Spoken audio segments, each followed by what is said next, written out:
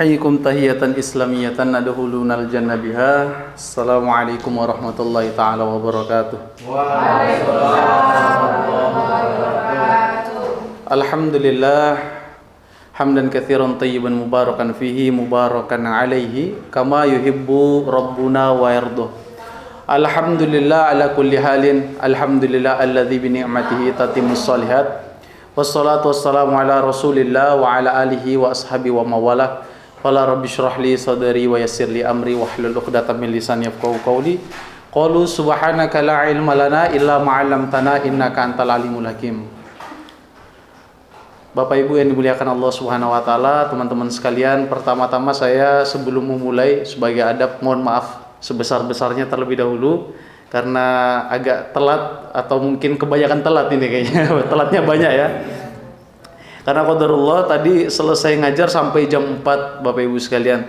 Di aktivitas saya ada di dua tempat ya. Pertama saya ngajar di pesantren Maslahatil Ummah, dan yang kedua saya juga ngajar di pendidikan agama Islam di SMK Erlangga. Ini kayaknya ada murid-murid dari Erlangga juga ini, Masya Allah, tabarakallah ya. Tapi kalau saya di SMK Kesehatan ya.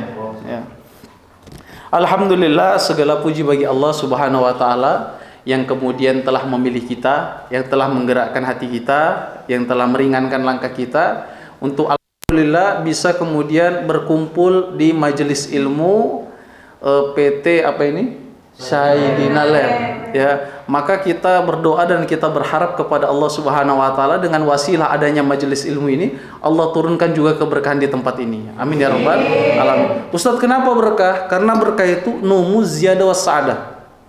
Jadi kalau ada yang pernah dengar, nggak apa-apa kita punya gaji pas-pasan atau gaji nggak terlalu banyak kayak orang-orang di luar sana.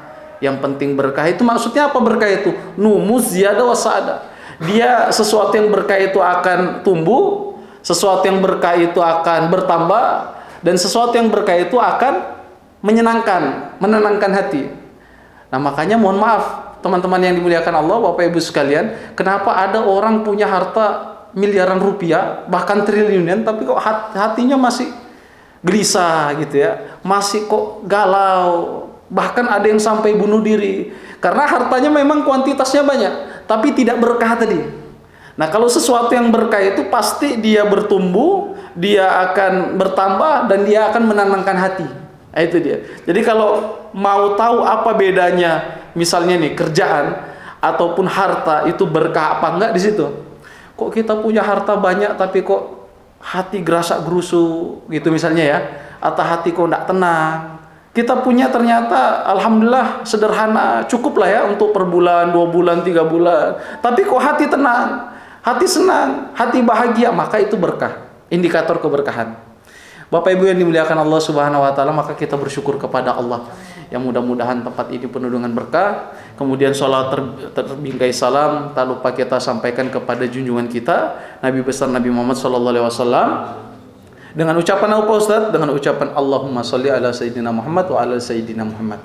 Sebagaimana Rasulullah bersabda dalam hadisnya yang mulia, man sholla alayya marra fa sallallahu biha asyara. Apa kata Nabi? Kalau ada orang yang bersalawat 1 kali, fa sallallahu biha asyara, maka Allah akan ganti salatnya 1 kali dengan 10 kali. Apa Ustaz? Dengan rahmatnya, ketenangannya, keberkahannya, dan ampunannya. Makanya kan kadang kita ini bersyukur itu sesuatu yang zohir ya. Bapak Ibu yang dimuliakan Allah, apa Ustadz zohir? Yang jelas. Nah kalau ada ditanya, hari ini ada sesuatu yang harus disyukuri deh, atau enggak? Kayaknya sih biasa-biasa aja. Enggak ada yang spesial banget. Nah ini salah ini namanya. Kenapa? Karena enggak bersyukur. Kadang orang melihat nikmat Allah itu kan dari sesuatu yang sifatnya apa? Insidental. Kelihatan gitu ya. Uang misalnya gitu. Atau hadiah.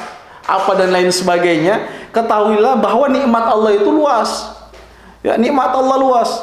Saya tadi diceritakan oleh salah satu murid saya, ada orang yang kecelakaan jatuh tadi pagi karena hujan deras ya, licin, hampir masuk ke dalam truk. Qadarullah ini truk, mungkin dia jatuh di sebelahnya. Maka hal yang ini adalah sesuatu yang syukur, ini nikmat dari Allah. Kan kadang kita rasa kalau nikmat itu kan apa kira-kira? Hadiah gitu ya, sesuatu yang surprise dan lain sebagainya. Maka kita bersyukur kepada Allah. atas banyak sekali nikmat yang Allah karuniakan kepada kita.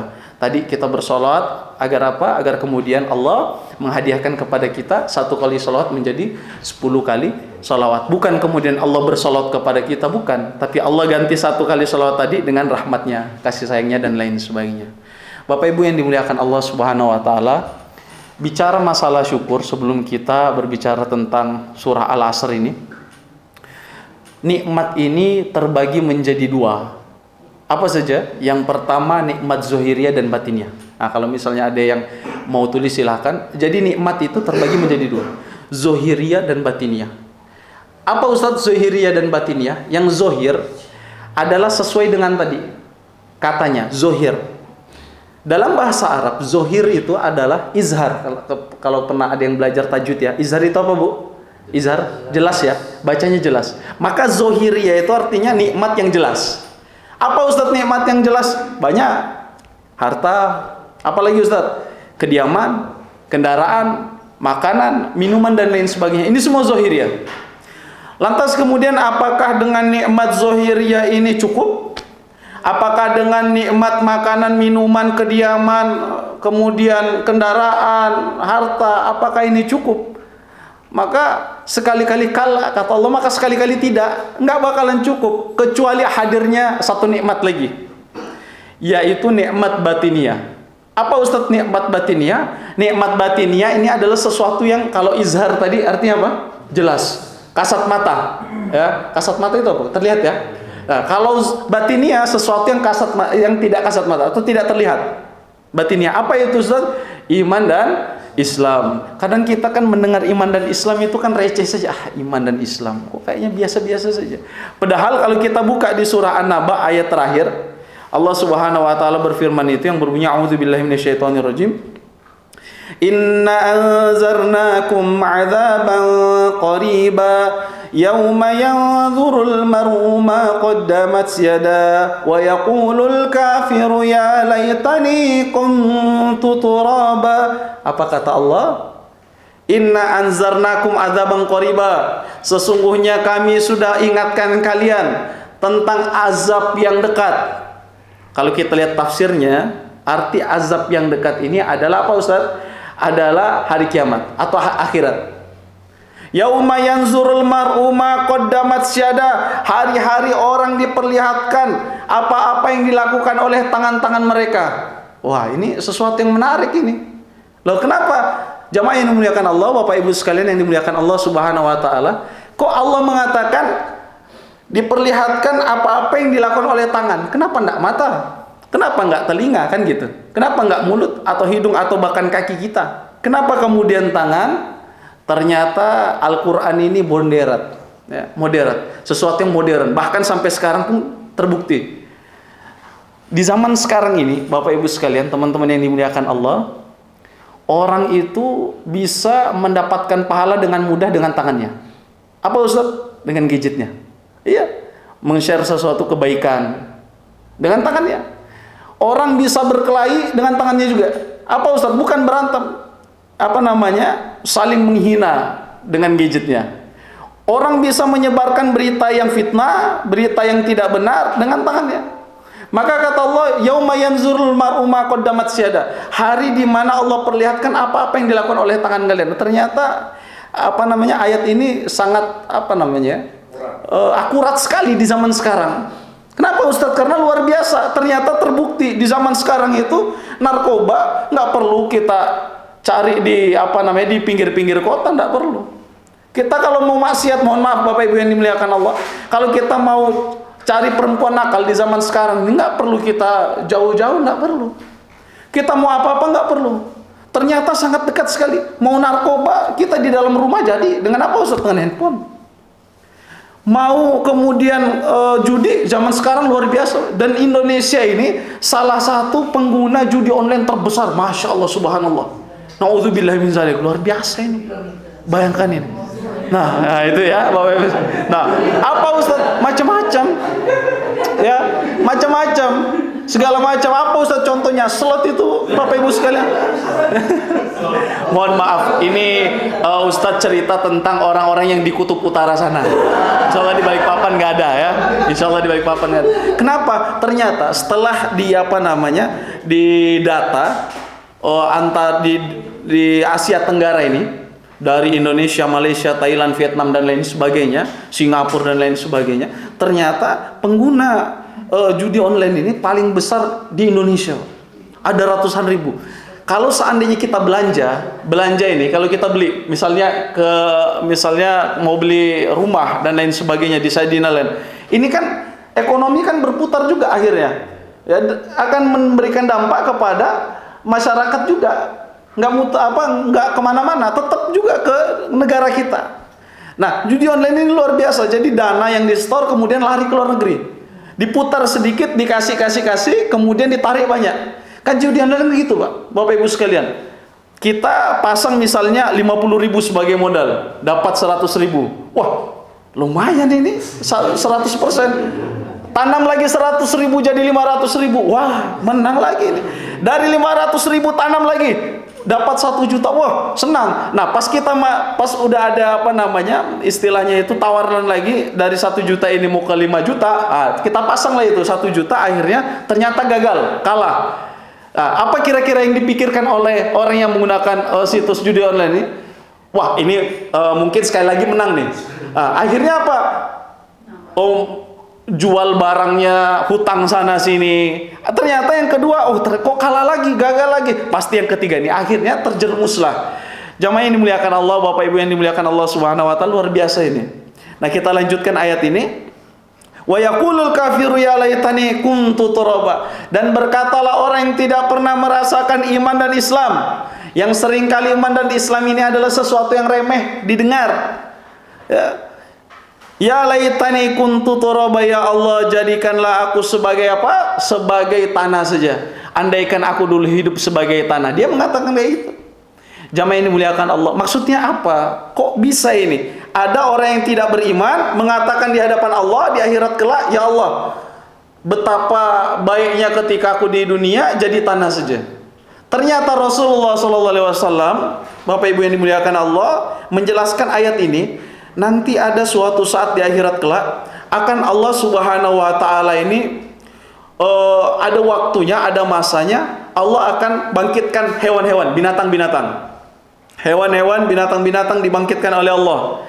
Kemudian akhirnya Allah mengatakan, wahai hewan dan binatang, silahkan memberikan kesaksian kepada di hari ini, kepada aku di hari ini. Akhirnya hewan-hewan saling apa? Hewan-hewan saling menyampaikan keluh kesahnya ketika dunia, menyampaikan, ya Allah, dulu si fulan melakukan ini, akhirnya dia masuk ke dalam neraka karena itu. Ya Allah, si fulan dulu sayang sama saya, akhirnya dia masuk ke dalam surga karena wasilah hewan yang tersebut. Jamaah yang dimuliakan Allah Subhanahu wa taala, maka setelah itu kemudian Allah katakan kunu turaba. Akhirnya binatang dan hewan-hewan ini berubah menjadi tanah. Melihat hal itu akhirnya Firaun, ya, siapa lagi, orang-orang yang tidak beriman mengatakan, ya Allah, lebih baik saya menjadi tanah. Maksudnya adalah lebih baik ketika di dunia aku hanya menjadi seorang atau seekor hewan saja daripada saya manusia. Akhirnya disiksa. Lebih baik saya jadi hewan. Ketika di akhirat Allah katakan jadi tanah, tidak ada siksaan. Maka teman-teman yang dimuliakan Allah Subhanahu wa taala, bersyukur kita kepada Allah dalam keadaan iman dan Islam. Allah Subhanahu wa taala berfirman di dalam Al-Qur'an pada surah Al-Asr yang tadi disampaikan oleh MC, bahwa sebagai bahan kita pada sore hari ini, kita coba tafsirkan. Ini salah satu surah yang paling pendek di dalam Al-Quran. Berapa ayat teman-teman sekalian? 3 saja, pendek sekali. Anak-anak TPA insya Allah hafal. Bagaimana Ustaz punya? A'udzubillahi minasyaitonirrajim. Bismillahirrahmanirrahim. Wal asr, kata Allah, demi masa. Maksud demi ini adalah sumpah. Sumpah demi masa. Masa ini adalah waktu. Jamaah yang dimuliakan Allah Subhanahu wa taala, ini siapa yang bersumpah? Allah. Berarti kalau manusia yang bersumpah ini adalah sesuatu yang luar biasa. Kalau seandainya Allah yang bersumpah, berarti lebih luar biasa lagi. Berarti ada sesuatu yang urgent di sini. Sesuatu yang sifatnya sangat penting di sini. Penting dan genting. Ya. Karena nggak sesuatu yang nggak selamanya hal yang penting itu genting, tapi yang genting itu penting. Ya. Wal asr, kata Allah, sumpah demi masa, demi waktu. Innal insana lafi husr. Sesungguhnya manusia itu betul-betul dalam keadaan rugi. Innal insana lafi husr. Coba kita bedah dari segi bahasa ya. Wal asr. Ini kalau ada papan tulis ini Ustaz jelasin. Jadi wal asr itu huruf waw, itu dalam bahasa Arab artinya adalah harful qasam atau huruf sumpah. Demi masa, sumpah demi waktu. Innal insan, inna artinya sesungguhnya. Berarti Allah Subhanahu wa taala coba menekankan ayat ini. Lafi ada huruf lam lagi. Kan kalau kita lihat fa ini kan artinya fi, artinya di. Tapi kalau ada lafi, ada huruf lam berarti takkid lagi. Sudahlah ada kata sesungguhnya, ada huruf lam lagi yang artinya adalah benar-benar. Jadi kalau kita terjemahkan sesungguhnya benar-benar. Wah, ini kalau dalam bahasa Indonesia kan guru bahasa Indonesia mengatakan ini kalimat yang tidak efektif karena terlalu banyak kata yang diulang-ulang. Berarti maknanya apa? Ada sesuatu yang penting Allah ingin sampaikan. Sudahlah di ayat pertama Allah bersumpah, di ayat kedua ada penekanan yang diulang-ulang. Sesungguhnya benar-benar manusia dalam keadaan al-khusr. Artinya manusia dalam keadaan rugi. Teman-teman yang dimuliakan Allah, Bapak Ibu sekalian yang dimuliakan Allah Subhanahu wa taala, coba kita bertanya-tanya apa kemudian Allah katakan manusia ini dalam keadaan rugi, dan sifatnya ini adalah sesuatu yang berkesinambungan. Berarti bukan di saat itu saja. Sampai sekarang manusia masih dikategorikan rugi. Walaupun nanti ada solusi yang solutif pada ayat selanjutnya. Kalau kita bicara masalah waktu, ini karena saya di pesantren itu bukan cuma ngajar agama Islam, saya juga ngajar matematika sedikit-sedikit. Ini kita bicara masalah hitung-hitungan. Karena waktu ini berarti hitung-hitungan, sesuatu yang dihitung. Kalau dalam waktu 1 menit itu ada berapa detik? 1 menit 60 detik. 1 menit ada 60 detik. Karena Allah coba membawa kita kepada logika manusia, logika hitung-hitungan. Kenapa Ustadz? Karena Allah katakan demi masa, berarti bicara masalah waktu, bicara hitung-hitungan. Berarti Allah ingin, manusia coba hitung-hitungan. 1 menit ada 60 detik. Kalau dalam 1 jam itu ada sekitar 60 menit. 60 menit dikalikan 60 detik, 3600 detik. Nah, dalam 1 hari 1 malam ada 24 jam. Kalau kita hitung 24 itu dikali 3600 detik, berarti hasil yang keluar adalah 486.400 detik. Dalam sehari semalam 24 jam. Ya, 24 dikali 3600 berapa? 86.400 detik.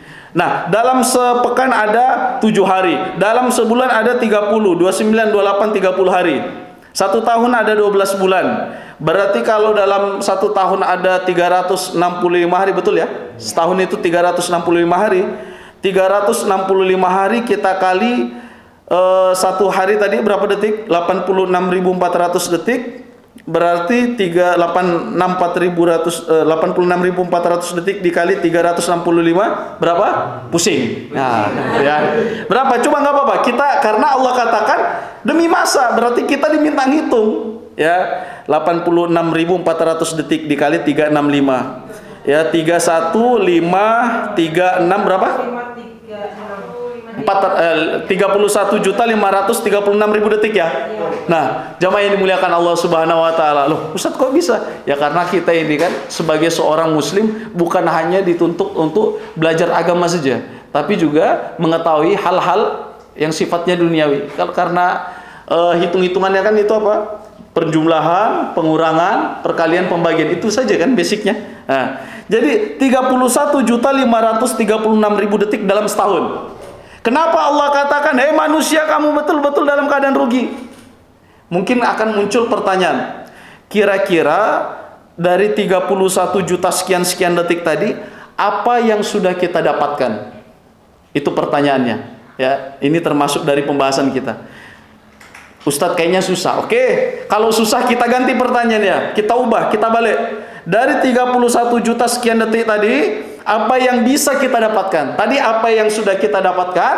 Yang kedua adalah apa yang bisa kita dapatkan? Kita ubah pertanyaan biar mudah. Baik, jamaah yang dimuliakan Allah Subhanahu wa taala. 31 juta ini terlalu banyak. Coba 180 detik berapa menit? 3 menit. 180 bagi 6, 3 menit. Dalam waktu 3 menit ini apa yang bisa kita dapatkan? Rasulullah sallallahu alaihi wasallam bersabda dalam hadisnya yang mulia, Subhanallah walhamdulillah wala ilaha illallah Allahu akbar ahabbu ilayya minad dunya wa ma fiha.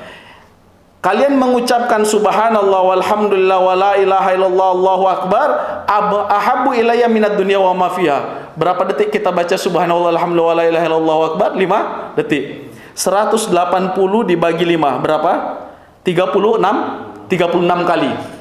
Dalam waktu 3 menit tadi 180 detik kita bisa mengucapkan subhanallah walhamdulillah wala ilaha illallah Allahu akbar 36 kali.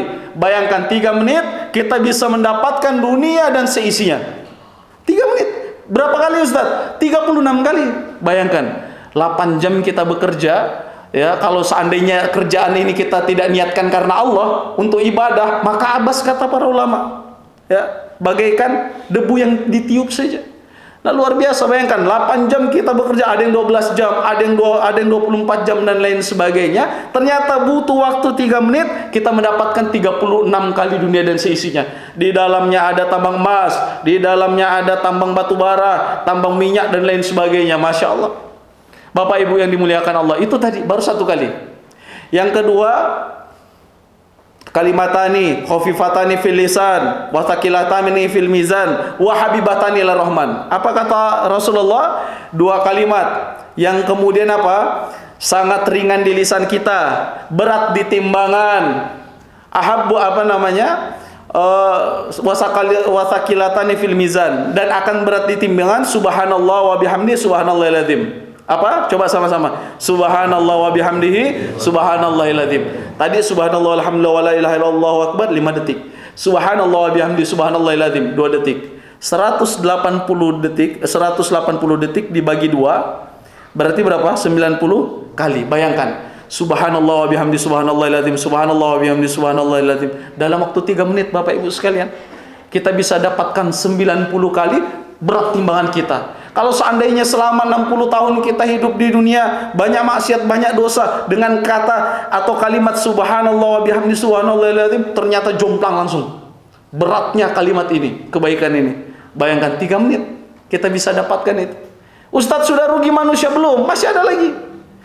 Rasulullah SAW dalam hadisnya mulia bersabda, la haula wala quwata illa billahil aliyil azim, kanzun min kunuzil jinan. Kata la haula wala quwata illa billahil aliyil azim adalah harta karunnya surga. Bayangkan itu. Berapa detik kita ucapkan ini? La haula wala quwata illa billahil aliyil azim. 5 detik lagi.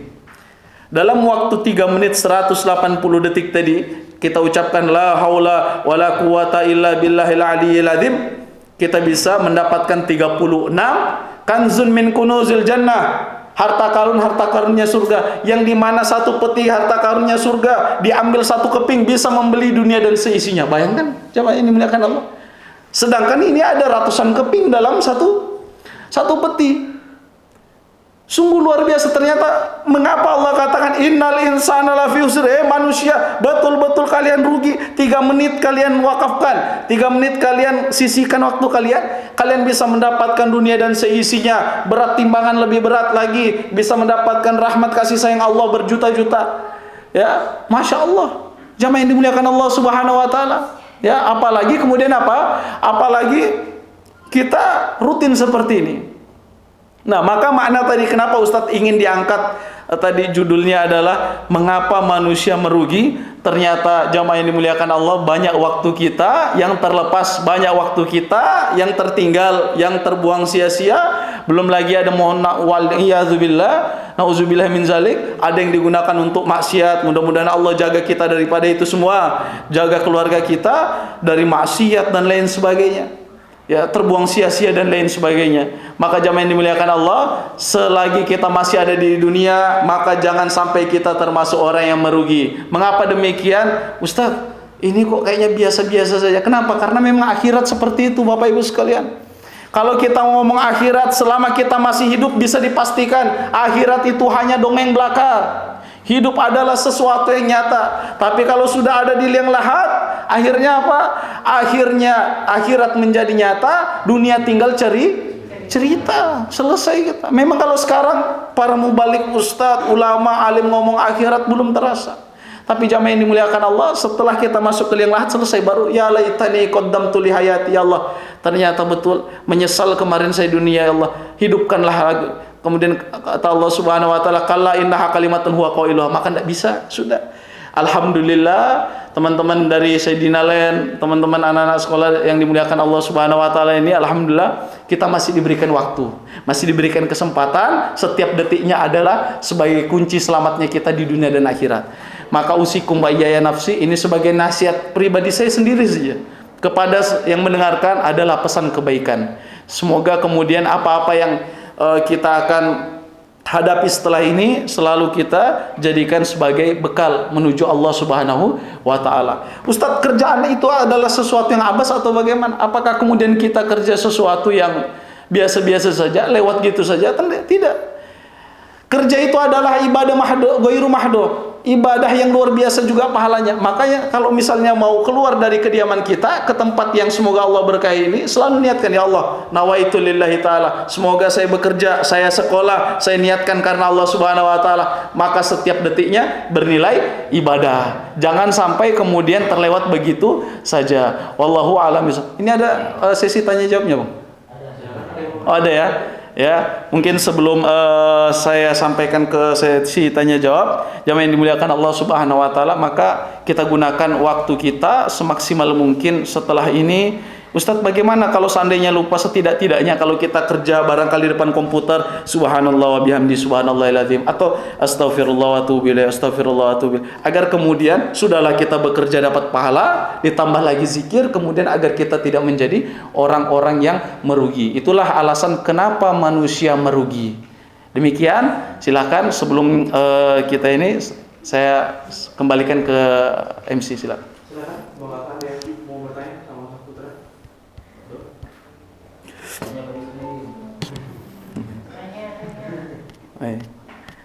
Kalau di sekolah itu kan nggak ada yang mau tanya, baik kalau gitu Ustadz yang tanya gitu. Kalau ini beda gitu ya, bukan di sekolah Ustadz. Alhamdulillah. Masya Allah. Silakan Pak. Saya pernah baca terjemahan Al-Quran itu, berasal itu artinya demi waktu asar. Baik, demi waktu asar. Ya, asar. A'udzubillahi minasyaitonirrajim. Bismillahirrahmanirrahim. Ustadz, di beberapa terjemahan, kalau kita lihat Al-Quran terjemahan itu kan wal asr itu kan artinya masa, yang kedua waktu asar. Kenapa Ustadz diangkat waktu asar? Karena waktu asar ini adalah sangat sempit antara asar dan maghrib. Makanya diangkat wal asr tadi. Nah, jadi waktu asar ini spesial. Ustadz, kan ada lebih dekat lagi maghrib dan isya. Beda, maghrib dan isya ini sudah termasuk lail, dia termasuk malam. Tapi kalau asar ini berbeda. Antara siang itu kan siang dari jam 12 barangkali sampai dengan jam 4 ya, atau ya sekitar jam 4 itu siang. Nah, waktu asar itu sempit sekali, antara setelah sholat asar tadi atau sekitar jam 4 sampai dengan jam 6. Karena kalau sudah masuk jam 6 atau masuk maghrib, itu termasuk waktu lail. Waktu lail itu sampai kapan Ustaz? Sampai matahari terbenam lagi. Matahari terbit. Nah, nanti kalau pagi gimana Ustaz? Pagi itu dari matahari terbit sampai dia terpeleset atau tergelincir. Itu baru masuk waktu siang. Kenapa Ustaz tadi digunakan waktu asar? Karena waktu asar itu waktunya sangat sempit dia. Maksudnya Allah katakan, manusia, waktu kalian itu nggak banyak, bahasanya gitu. Digunakan sebagai media penekanan kepada manusia sebagai muhasabah. Itu dia. Maksudnya waktu asar tadi. Iya. Baik. Silakan lagi. Oke, saya seperti yang tidak ada, mungkin langsung ditutup sama doa. Doa ya. Baik, Bapak Ibu yang dimuliakan Allah Subhanahu wa taala, sebelum kemudian kita berdoa, Mari sama-sama kita tadabburi satu ayat atau dua ayat di dalam Al-Quran pada surah Al-Mu'minun, surah ke-23 ayat ke-99 sampai 100, juz 18. Allah Subhanahu wa taala berfirman yang berbunyi, a'udzubillahi minasyaitonirrajim, hatta idza jaa ahaduhumul mautu qala rabbirji'un. Sampai datang yang namanya kematian kepada manusia, maka orang yang dicabut nyawanya oleh malaikat Israel pasti berkata seperti ini, Bapak Ibu sekalian, yang orang yang menyesal ya. Qala rabbirji'un, ya Allah kembalikan saya. Ya Allah kembalikan saya ya Allah, kata orang yang dicabut tadi. Jadi mungkin dicabut 1 detik kemudian dia katakan qala rabbirji'un la'alli a'malu salihan fima taraktu. Ya Allah, untuk apa kemudian saya ingin kembali? Agar saya melakukan apa-apa kebaikan-kebaikan yang aku tinggalkan. Kemudian apa kata Allah? Kalla innaha kalimatun huwa qailuha. Maka ini ada korelasi tadi dengan surah Al-Asr tema kita. Apa kata Allah? Kalla innaha kalimatun huwa qailuha. Maka tidak bisa, sekali-kali tidak bisa. Itu hanyalah sebuah penyesalan saja. Sudah kuberikan banyak waktu, sudah kuberikan banyak masa untuk kemudian engkau mempersiapkan bekal terbaik. Apakah sebenarnya kematian ini bukan masalah maukah hari ini kah, atau besok atau pekan depan, tapi permasalahan kita bagaimana kita ketika mati, bagaimana keadaan kita, dan bagaimana kabar kita setelah mati itu. Maukah kemudian kita hari ini wafat dalam keadaan husnul khotimah, alhamdulillah, dibandingkan sekian puluh tahun lagi ternyata dalam husnul khotimah. Jadi kematian bukan sebuah permasalahan. Maka jamaah ini dimuliakan Allah Subhanahu wa taala, mari sama-sama kemudian jangan sampai kita termasuk orang-orang yang menyesal. Kemudian kata Allah apa? Wa mi waraihim barzakhun ila yaumi yub'atsun. Maka di belakangmu ada yang namanya alam kubur, alam barzakh, tunggulah sampai kamu kemudian dibangkitkan. Alhamdulillah kita pada sore hari ini kita masih diberikan waktu, masih diberikan masa. Yuk sama-sama kita gunakan semaksimal mungkin. Kalau seandainya tidak bisa banyak melaksanakan sholat sunnah sambil bekerja ditambah zikir subhanallah wa bihamdi subhanallahil azim. Kalau seandainya kita tidak sempat sholat duha, setidaknya sambil kita bekerja ucapkan la haula wala quwata illa billah. Agar apa? Agar kemudian setidaknya pundi-pundi amal kita, pundi-pundi bekal kita, Allah Subhanahu wa taala sudah siapkan yang banyak. Itu jamaah yang dimuliakan Allah, kita bermunajat kepada Allah dengan diawali membaca surah Al-Fatihah. A'udzubillahi minasyaitonirrajim. Bismillahirrahmanirrahim. Alhamdulillahirabbil alamin arrahmanir rahim maliki yaumiddin. Iyyaka na'budu wa iyyaka nasta'in. Ihdinas siratal mustaqim. Siratal ladzina an'amta 'alaihim ghairil maghdubi 'alaihim waladdallin. Amin.